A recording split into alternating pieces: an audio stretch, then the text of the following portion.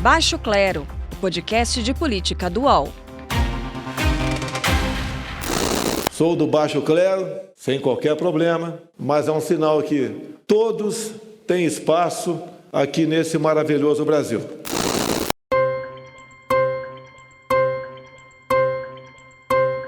Forma-se neste momento a Rede Nacional de Rádio e Televisão para o pronunciamento do presidente da República, Jair Bolsonaro. Boa noite. Não é um podcast repetido. É porque foram 4 pronunciamentos em menos de 3 meses. O último pronunciamento do presidente da República veio depois de um fim de semana de agenda cheia para Jair Bolsonaro, em que ele fez questão de percorrer a pé o comércio popular de Ceilândia, Taguatinga e Sobradinho, no Distrito Federal. 3 dias depois, o tom foi mais ameno. Com este mesmo espírito, agradeço e reafirmo a importância da colaboração e a necessária união de todos num grande pacto pela preservação da vida e dos empregos. Parlamento, judiciário, governadores, prefeitos e sociedade. E então, no dia seguinte, um novo ataque a governadores usando notícias falsas em redes sociais. Em qual Bolsonaro você acredita, hein? Começa agora o Baixo Clero, podcast de política do UOL. Talvez amanhã um avião decole de lá para cá, para que esse insumo chegue ao Brasil e nós possamos produzir aí esse sulfato de hidroxicloroquina que parece que está tendo resultados que podem nos levar a uma certeza. Bom, você já conhece os nossos analistas, né? Você tem certeza quanto a eles. Maria Carolina Trevisan, como é que estamos, Carol? Com saúde, né? Estamos com saúde, mas tem sido difícil aqui o isolamento, né? Tem dias bons e dias piores, né? Isolamento não é fácil, não. Diogo Schelp, firme e forte aí no home office / homeschool com as crianças. Fala, Diogo. Nem tão firme, nem tão forte. Se eu não pegar coronavírus, eu vou pegar trauma de criança trancada em casa, cara. E de louça suja. Bom, lembrando que você também pode participar do nosso Baixo Clero, sempre no final do programa. No final aqui do nosso podcast tem o quadro Frigideira, em que 2 figuras são escolhidas para serem fritas. E você pode participar pelo Twitter, usando o @UOLNoticias, repetindo @UOLNoticias no Twitter, sempre com a hashtag Baixo Clero. Maria Carolina Trevisan, vamos começar falando sobre essa mudança de postura de Jair Bolsonaro. E não só dele, porque tivemos surpresinhas em redes sociais, falando em Twitter, né, também com o governador de São Paulo, João Dória. Que mudanças são essas, Carol? Então, Carla, eu vejo que, pelo que eu pude observar essa semana, do comportamento do presidente Bolsonaro, de seus aliados e da oposição também, eu vejo que houve movimentação da oposição no sentido de uma notícia crime, acatada pelo Supremo, encaminhada pelo PGR.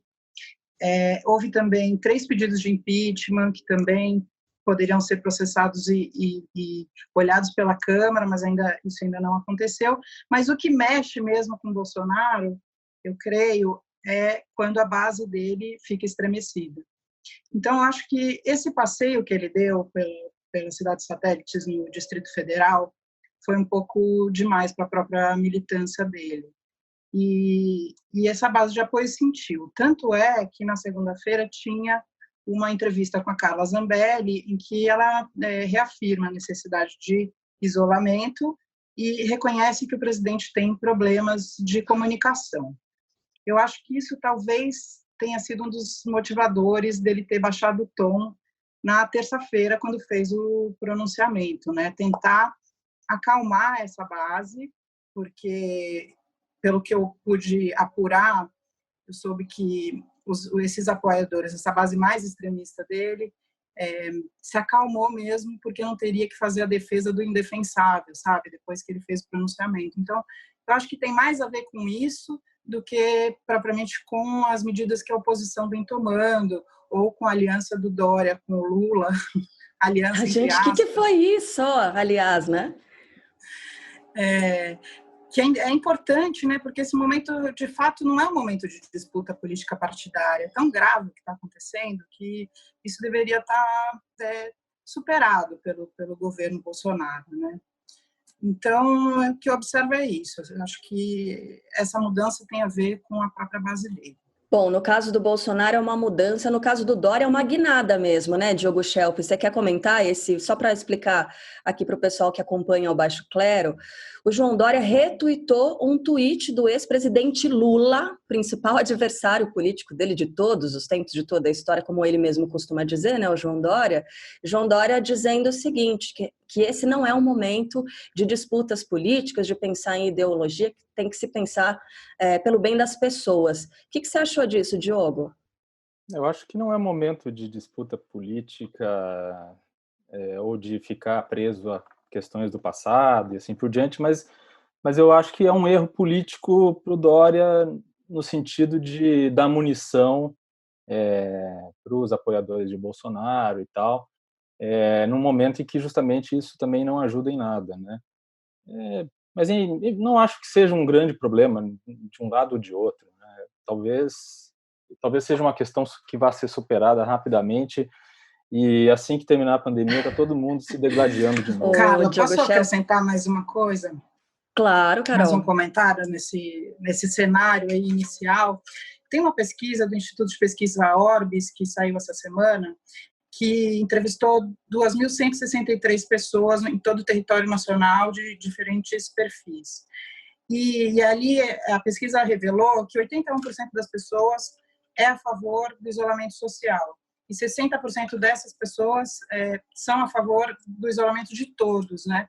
Então, acho que também tem essa balança. E uma outra coisa que aconteceu foi que logo depois que o presidente Bolsonaro fez aquele pronunciamento, o Carlos Bolsonaro, que é um dos que maneja a comunicação do governo, não oficialmente, já pautou uma nova narrativa. Ele disse o seguinte: cada momento tem um contexto, e é aí que o presidente mostra ser um bom líder, que fala e faz o que precisa ser feito. Sempre ouvindo a todos, fez 2 discursos corajosos. Aí ele culpa a mídia. A mídia, por outro lado, segue seu trabalho sujo de minar a autoridade de Bolsonaro e atacar a liderança, né? Então, a culpa de todos os problemas é da mídia. Ah, claro, sempre é. Agora, o que aconteceu, né? A gente observa um Jair Bolsonaro distante, um pouco mais distante, né, de ministros importantes. Mandetta já é uma crise escancarada, né? Agora Paulo Guedes dizendo que respeita o isolamento social e Sérgio Moro também apoiando o ministro da Saúde. Então, Diogo Schelp, a gente pode dizer que Bolsonaro acabou entrando em uma outra espécie de isolamento, né? O Bolsonaro, ele age que nem aquele menino que vai jogar bola, vai jogar pelada no campinho, e quando as coisas não saem do jeito que ele quer, ele diz que é dono da bola e ameaça ir embora, né? Com a bola, exatamente. Com a bola. Só que o problema é esse, né? Que não adianta ser dono da bola se ninguém quer jogar com você. E isso está expresso numa frase que ele falou recentemente, quando um jornalista perguntou para ele sobre uma afirmação feita pelo vice-presidente Hamilton Mourão. O Hamilton Mourão ele tinha endossado, né, a questão do isolamento para combater o coronavírus. E aí, quando questionado sobre isso, o Bolsonaro respondeu assim: presidente sou eu, pô. Presidente sou eu, pô. É mais ou menos como quem diz: a bola é minha, pô. Uhum. Entendeu? Só que isso mostra o isolamento dele, né? Porque os ministros mais fortes e mais populares, né? O Sérgio Moro é mais popular que o próprio Bolsonaro, né? O Paulo Guedes, que era considerado super-ministro e tal, quando eles se posicionam a favor da linha que o Mandetta defende, que é a do isolamento como única, não só o Mandetta, né? A Organização Mundial de Saúde, praticamente todos os líderes do mundo e tal, ele se vê isolado, né? Então é exatamente isso que você falou, só que daí o que acontece? Ele começa a oscilar entre 2 influências, né? Ele tem a influência do gabinete do ódio, do filho dele, Carlos Bolsonaro, que comanda esse gabinete, e uma influência mais pé no chão, digamos assim, que é uma certa ala dos militares lá que ele ouve, que ele ainda escuta, né? Então, quando a gente vê essa oscilação do pronunciamento dele, com um discurso um pouco mais moderado, e na sequência voltando às redes sociais com uma atitude mais de confrontação com os governadores, a gente está vendo ele oscilando entre esses dois caminhos, mas o fato é que ele não tem controle nenhum do jogo, isso está bem claro, né? Pois é, Diogo, você está narrando algo que é essa coisa do dono da bola, é o você sabe com quem está falando. A partir do momento que você precisa usar isso, a autoridade, de fato, ela já está ameaçada, né? Exatamente. Mas, enfim. Exatamente. Carol Trevisan, nos últimos episódios aqui no Baixo Clero, você se queixou do ministro Paulo Guedes, que andava bem sumido, né? De fato. Ele apareceu, né? Finalmente, agora trouxe medidas que devem produzir impacto social para aplacar a crise, mas algumas dessas medidas estão demorando muito para sair do papel, não é não? Carla, eu fiquei um pouco chocada assim, com a falta de conhecimento do ministro Paulo Guedes em relação, por exemplo, ao cadastro único, que é o meio mais eficaz e mais rápido de conseguir chegar à renda básica emergencial às pessoas, né, que precisam, e precisa ser logo. E aí ele falou sobre fontes e não conseguia explicar, eu fico um pouco chocada com essa falta de didática, parece que falta conhecimento do funcionamento da máquina toda. Na falta de preparo, né? Ele não consegue, assim, juntar a questão do Ministério da Cidadania com a economia, sabe? Ele consegue enxergar só, parece, os correntistas, os bancos, esse interesse econômico, como se não fosse muito necessário aprovar. Então, ele fala de uma PEC que precisaria ser aprovada antes, que não era verdade naquele momento da coletiva. Eu perguntei para o senador Randolph e ele me explicou, falou que não precisava da PEC. Depois o presidente da Câmara, o Rodrigo Maia, também disse que não precisava da PEC para aprovar a renda básica emergencial. E até agora nada aconteceu. Eles não sabem como eles vão fazer para fazer o dinheiro chegar nas pessoas. E está ficando cada vez mais grave. As pessoas, não só as pessoas estão ficando sem dinheiro para comer, como também as empresas estão quebrando, né? Porque a renda básica emergencial, como me explicou a ministra Tereza Campelo, que foi ministra da Dilma, e foi responsável por coordenar o Bolsa Família por vários anos, não ministra basta do Desenvolvimento Social e Combate à Fome, né? Isso. Então, ela entende muito dessa tecnologia social, né, de cadastro único, de como que o Bolsa Família chega nos municípios, sabe que a Caixa Econômica Federal tem como fazer essa entrega para as pessoas, e diz que o cadastro único pode ser acessado por aplicativo, ou seja, uma coisa mais ágil que o governo poderia adotar e não está adotando. E aí mais duas medidas que teriam que ser paralelas a essa medida da renda básica emergencial, que também não estão sendo apreciadas, né? O Bolsonaro fala de uma MP, mas não publica essa MP, ninguém sabe muito bem o que vai acontecer, então está muito bagunçado, e a gente precisa de ações agora, né? Isso é grave. Pois é. Aparentemente, o mais difícil já foi feito, né? Que é dialogar com o Congresso, estabelecer valores, os recortes que devem ser atendidos. Mas o que deveria estar pronto já... Exatamente, né? Tudo isso já foi manejado, né? O caminho, a terra está preparada já, mas o que já deveria estar pronto, que é o planejamento, né? De como atender de forma concreta esses trabalhadores, isso ainda não aconteceu. O que isso diz sobre o governo para você, Diogo? Confirma a tendência do governo de insistir no jogo de empurra com o Congresso, né? Como a Carol já falou, teve essa alegação de que para colocar ajuda em andamento, era preciso uma aprovação da PEC, que é emergencial e tal, só que os especialistas já disseram que isso não era necessário, que bastava o governo editar uma medida provisória, definindo de onde vem o dinheiro, que o programa já poderia ser implantado. O STF já autorizou o governo a descumprir a lei de responsabilidade fiscal, né? O Guedes ficou falando que eles têm uma lei para seguir, que eles não podem tirar dinheiro, né? Depois... O próprio Bolsonaro falou, não vou dar esse gostinho para vocês, né, de me acusar depois de não ter respeitado, mas isso tudo já está meio que resolvido. Então, na verdade, cara, o que me parece é que, por mais que tenha caído a ficha de Guedes, né, de que o plano de ajuste fiscal para a economia dele não ia mais poder ser implantado e tal, ele não está numa posição confortável de fazer uma política keynesiana, né, de estímulo à economia. Mais ou menos como a Carol falou. Porque o Guedes no comando de uma política de estímulo é como ter uns zagueiros jogando no ataque. Né? Ele até sabe que precisa chutar no gol, mas ele não faz isso com muita desenvoltura, né? É que nem o Filipão, né? Lembra do Filipão, que era zagueirão? Imagina ele no ataque. Ele não vai driblar, não vai... né? Então, é mais ou menos isso. E na verdade, esse atraso todo, eles disseram que era uma questão de burocracia, mas é uma burocracia que o próprio executivo, a qual o próprio executivo está se prendendo. Uhum. Sabe que hoje eu conversei com o economista Luiz Carlos Mendonça de Barros, foi ministro, né? Já foi ministro, e ele disse o seguinte, que para um economista da escola de Chicago, como é Paulo Guedes, fazer o que ele está fazendo agora é para não dormir à noite nunca mais, né? País já mega endividado, super endividado, se endividar ainda mais.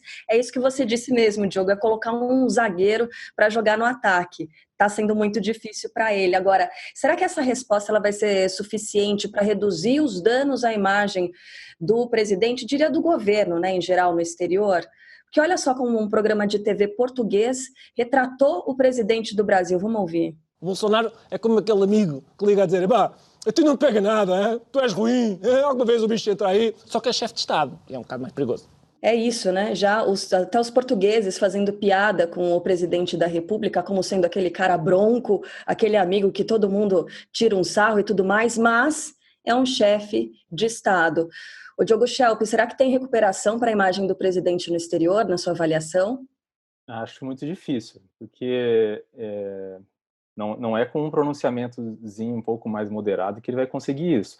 A imagem internacional é que nem aquela mancha de óleo que poluiu o litoral brasileiro no ano passado, sabe? É fácil de sujar e difícil de limpar, né? Uhum. Uma declaração desastrosa de um governo, de um governante, tem repercussão internacional, tem capacidade de ter repercussão internacional.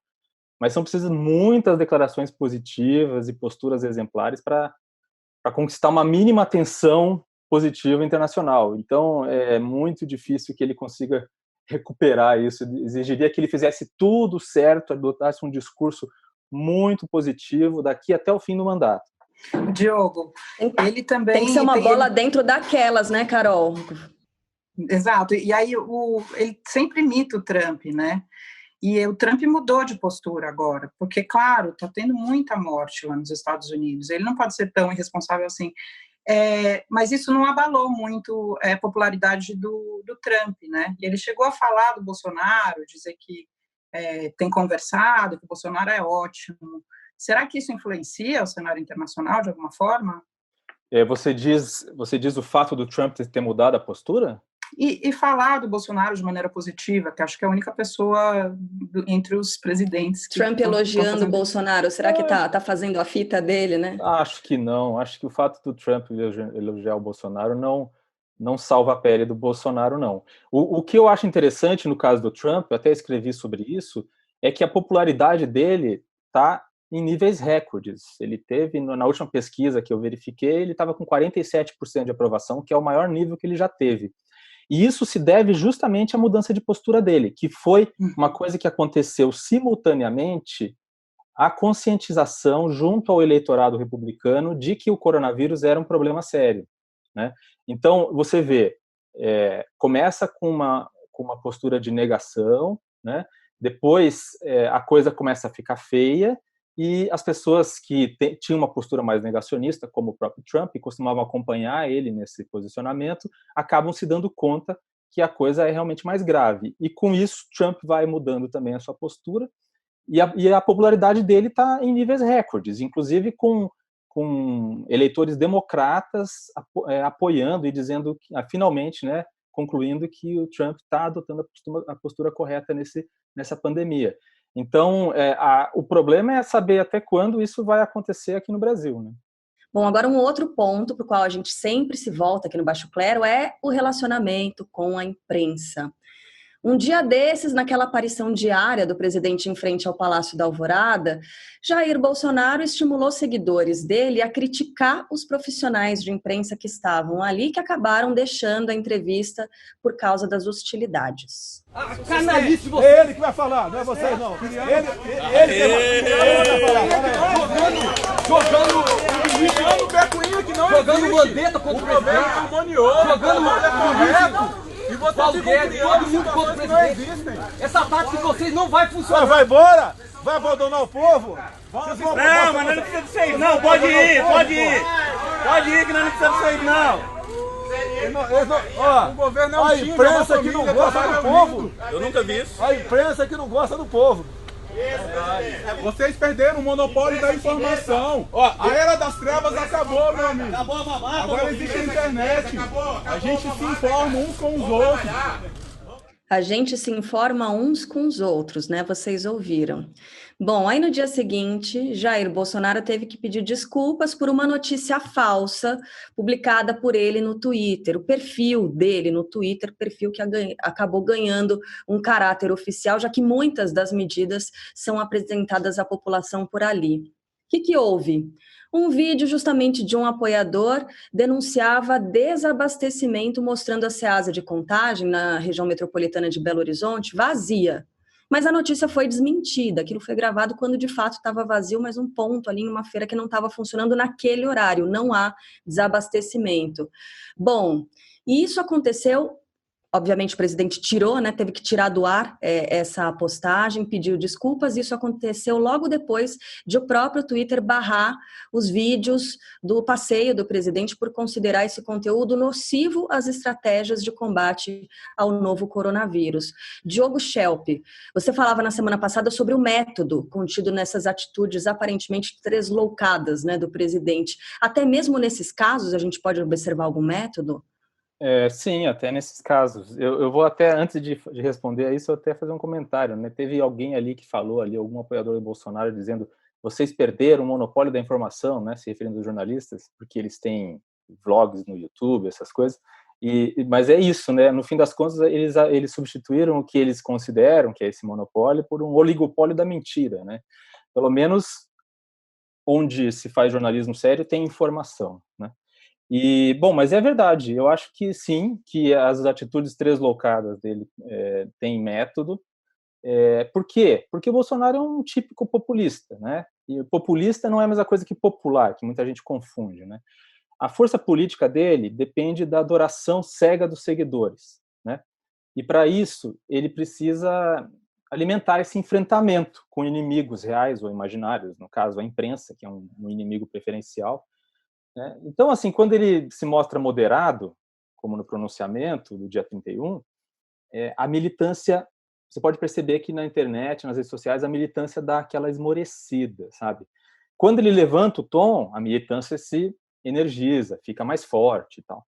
Então, a intuição dele é fazer isso, esse é o oxigênio que o Bolsonaro respira, né? Esse é o jeito dele de fazer política, e mudar isso é muito difícil, ele não sabe fazer de outra forma. E parece que agora ele está usando esse novo método, que se utilizar dos apoiadores que estão ali para eles xingarem e ofenderem a imprensa e os jornalistas, né? Hoje, na quinta-feira de manhã, ele também publicou um vídeo de uma professora, e ela também hostiliza a imprensa. Então, acho que agora é o novo método dele. Pois é. Lembrando só que esse programa, ele é gravado todas as quintas-feiras. E sabe o que eu acho muito interessante para quem acompanha o Baixo Clero, né? Quem acompanha sabe que o Diogo Schelp e a Carol Trevisan, eles têm posições ou ideias e opiniões diferentes sobre diversos assuntos. E tá difícil a gente encontrar um ponto, né, para divergir assim nas últimas conversas, porque é praticamente unânime o que está acontecendo por aqui. Como é que vocês se sentem assim? Isso é para unir um pouco mais a gente, o povo brasileiro que estava tão dividido, né? Estava tudo tão polarizado. Agora tem um grupo muito menor apoiando o presidente da República e as pessoas que estão não se virando contra o presidente da República, mas que não o apoiam mais. Essa massa parece que está crescendo, né? O que você acha, Diogo? Tem muita gente que não gosta muito de usar a comparação do que está acontecendo, né, nessa pandemia com uma guerra. Mas nesse sentido é parecido. Numa guerra, quando um país se vê ameaçado existencialmente por algum fator externo, é muito comum que haja uma coesão, né, em torno de um enfrentamento, de enfrentar esse inimigo, que atualmente, no caso, é uma doença. Então, você imagina, por exemplo, quando os Estados Unidos foram atacados em 11 de setembro, como houve um consenso entre democratas e republicanos de que era preciso dar uma resposta àquilo, né? É muito parecido com o que está acontecendo em muitos países e, aparentemente, até dentro do governo e dentro do Congresso, por exemplo, você vê partidos de diferentes linhas no Congresso brasileiro apoiando, né, as medidas que são urgentes e necessárias para enfrentar uma ameaça que é uma ameaça existencial, porque é uma ameaça à vida. Pois é. Carol, a gente falava, né, sobre Dória se aproximando de Lula, uma coisa impensável, né, pouco tempo atrás. Hoje eu estava conversando também com o deputado do Democratas, o Zacarias Calil, e ele falava sobre até a aproximação, digamos assim, do Alexandre Padilha, que é uma figura muito conhecida, um petista que representa muito o partido no estado de São Paulo, do ministro da Saúde, Luiz Henrique Mandetta, né, que eles eram adversários e que o tempo todo eles divergiam no Congresso Nacional e que agora os dois estão juntos justamente nessa luta contra a propagação, né, do novo coronavírus. Você acha, então, que essa massa está crescendo também, Carol? O que você tem a dizer sobre isso? Primeiro, Padilha é médico também, né? Então, acho que eles devem se comunicar nesse nível de conhecimento. Mas o papel do Congresso é defender esse país. Cara, se passa de um limite de humanidade, sempre você vai ter que se juntar com o seu opositor para conseguir tirar o país de uma situação muito grave, que é o que está acontecendo, né? Se uma coisa dessas não é capaz de unir esse país, o que é capaz de unir esse país? Então, como a gente pode se perder nesse tanto que a gente não vai conseguir se reerguer por causa de disputa polarizada? Não é possível que isso aconteça. Então, quando a gente chega nesse nível de humanidade, que a gente está falando de vida ou de morte, aí não tem discussão, né? Gostaria muito que o presidente também se colocasse nesse sentido, porque mesmo eu sendo muito crítica a ele, se ele tomasse uma postura com essa liderança, ele teria apoio de muito mais gente, né? Inclusive do Congresso, que ele não está tendo agora, dos governadores, do Dória, do Lula, enfim. Ele teria que ter um papel diferente do que ele está tendo, mas ele não está tendo essa percepção. Então, eu não vejo assim, o que mais que pode acontecer de tão grave que poderia causar essa união. Isso é superar estranho. tudo isso.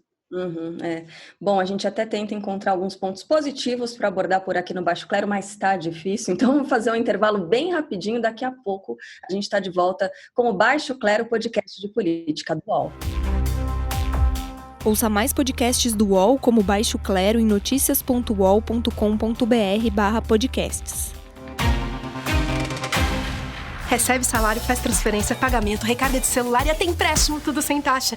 PagBank, a sua conta grátis do PagSeguro. Baixe já o app e abra sua conta em 3 minutos. Chegamos aqui no bloco final do nosso Baixo Clero, podcast de política do UOL. E antes do nosso quadro Frigideira, eu queria registrar aqui a minha solidariedade ao general Augusto Heleno, chefe do Gabinete de Segurança Institucional, só isso, que no afã de provar a veracidade da informação de que ele está curado do novo coronavírus, ele acabou expondo mais do que deveria, né? E além do próprio nome, ele postou ali o teste, né, negativo e tal, então tinha o próprio nome dele, ele acabou postando dados também como CPF, RG, endereço e etc. Resultado, como a internet não perdoa, teve gente que disse que usou esses dados, por exemplo, para fazer cartão daqueles de parcelamento, sabe, de loja, de magazine. Pois é, pode ser que chegue em breve lá na casa do general. E também para inscrevê-lo como mesário voluntário nas eleições de 2022. General, a internet é assim mesmo, tá? Tamo junto. Bom, chegou a hora do nosso quadro Frigideira por aqui. O Diogo foi quem fritou primeiro na semana passada, então hoje a gente começa com você, Carol Trevisan. Quem é que vai para a frigideira? Carla, Diogo, eu fiquei pensando muito sobre se era o caso de levar o Paulo Guedes de novo, ministro, por essa postura que ele teve. Inclusive, ele tomou um pito do ministro Gilmar Mendes em público ali no Twitter, né, por não passar logo a renda básica emergencial. Depois o Gilmar deu uma amenizada nesse discurso. Mas aí eles colocaram uma nova narrativa que tem a ver com o que o Carlos Bolsonaro tinha publicado, Mas aí eu vou colocar a SECOM, que eu não sei quem que está liderando a SECOM nesse momento, porque o Fábio Van Garten, que é o secretário, estava doente até, acho que anteontem, até terça-feira, quando ele colocou ou foi quarta-feira que ele colocou o resultado negativo do exame dele, então eu não sei quem que está liderando a SECOM exatamente nesse momento. Mas a SECOM fez coisas perigosas do ponto de vista da responsabilidade deles, que é lançar a campanha do Brasil Não Pode Parar, e depois dizer que a campanha não era oficial, não sei como, que entrou lá, dizer que era uma mentira da imprensa, novamente. E hoje,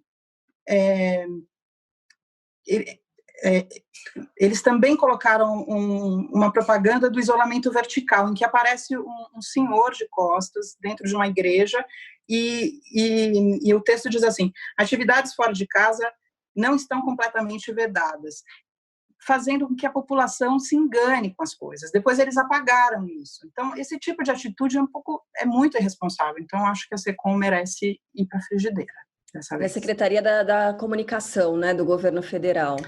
Exato. Você vê que a Carol, Diogo, ela deu uma cozinhadinha no Paulo Guedes antes, mas fritou, na verdade, a SECOM. E você, quem é que você vai mandar para a frigideira hoje? Eu vou botar uma personalidade internacional na frigideira, tá? Porque é um caso um caso que se conecta com a nossa realidade, que é o primeiro-ministro da Hungria, o Viktor Orbán, que usou a pandemia como desculpa para aprovar o que no Brasil seria equivalente a um estado de sítio, né?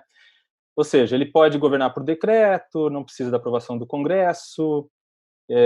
E o pior, no caso húngaro, é uma medida que não tem fim definido, ou seja, dura enquanto o governo decidir, né? Enquanto o governo quiser. E mais, jornalistas podem ser presos por 5 anos se publicarem algo que o governo entender que for prejudicial aos esforços contra a pandemia, ou seja, qualquer crítica ao governo pode ser entendido dessa forma, né?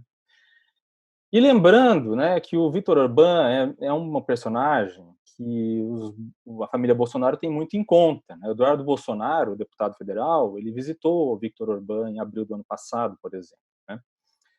E, trazendo para o nosso lado, né, já foi amplamente divulgado que, quando foi decretado o estado de calamidade, o presidente Jair Bolsonaro chegou a consultar os assessores sobre o que era necessário para decretar o estado de sítio.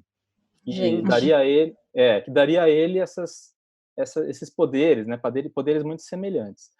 Então, eu coloco o Viktor Orbán na frigideira pelo mau exemplo que ele está dando. Eu queria só acrescentar uma coisa na panela do Diogo. É interessante a gente observar como esses regimes autoritários se aproveitam da pandemia, né? O caso do presidente da Filipinas, Duterte. Era isso que eu ia citar exatamente agora, Carol, só para contextualizar o que acontece. O presidente das Filipinas, Rodrigo Duterte, ele disse que ordenou a polícia e aos militares para atirar, para matar quem descumpria as regras de isolamento impostas para conter a expansão do coronavírus, mas essa declaração vem depois de relatos da imprensa de confrontos e prisões de moradores de uma área bem pobre de Manila, que é a capital do país, né, que pediam ao governo ajuda alimentar. Que coisa, hein, Carol? Isso é chocante, não? Assim, não surpreende, porque ele acha que a única política pública que pode ser colocada em marcha é esse tipo de política, né, matando. Ele faz isso contra, por exemplo, o tráfico de drogas. Mas é muito perigoso, né?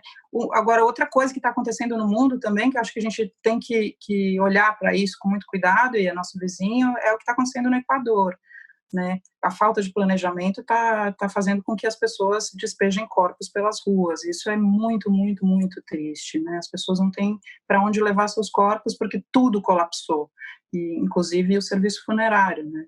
Muito triste. Muito. Eu espero que no próximo episódio do Baixo Clero a gente tenha boas notícias, né, para trazer por aqui, e atos positivos, ações positivas e resultados positivos também para destacar. Deixa eu só lembrar aqui o pessoal que acompanha o Baixo Clero que você também pode participar da frigideira, mas uma posição bem mais confortável, claro, do lado de fora da frigideira, sugerindo figuras para que a gente frite por aqui. Basta mandar mensagem pelo Twitter, pelo perfil @UOLNoticias, usando a hashtag Baixo Clero. Gente, a gente encerra assim, então, esse episódio do Baixo Clero. Carol Trevisan, um beijo para você. Um beijo, obrigada, pessoal. Diogo, um beijo, se cuida por aí também, hein? Um beijo, muito obrigado a vocês e a todos os que estão nos ouvindo. Até semana que vem. Até a próxima, gente. Baixo Clero tem a apresentação de Carla Bigato, Diogo Schelp, Maria Carolina Trevisan. Produção, Rubens Lisboa. Edição de áudio, Amer Menegassi. Coordenação, Juliana Carpanês, Marco Sérgio Silva e Diogo Pinheiro. Está encerrada a sessão!